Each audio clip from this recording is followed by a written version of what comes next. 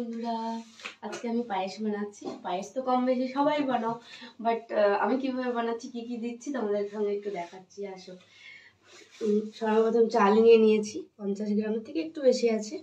এদিকে ঘি নিয়ে নিয়েছি, এদিকে অল্প একটু কিশমিশ ছিল, একটু কাজু ছিল, একটু এলাচ, এই যে একটু তেজপাতা, আর নিয়েছি আমুল দুধ, আর এদিকে নিয়েছি গুড়ের বাতাসা। আমার গুড়ের বাতাসা দিয়ে পায়েস খেতে খুব ভালো লাগে।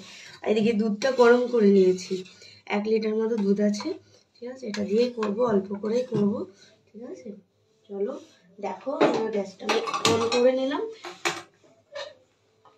একটু চালটা ভেজে নেব একটু ঘি দিয়ে। চালটা আমি ধুয়ে রেখেছিলাম, ধুয়ে নেবে চালটা, ধুয়ে ভালো করে একটু শুকিয়ে নেবে। একটু কড়াইতে ঘি দিলাম, ঘি দিয়ে একটু চালটা নেড়ে নিলে চাল মানে শক্ত একটু বেশ গোটা গোটা থাকে।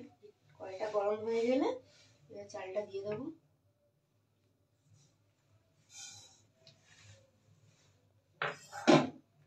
একটু ভাজা ভাজা করে নেব।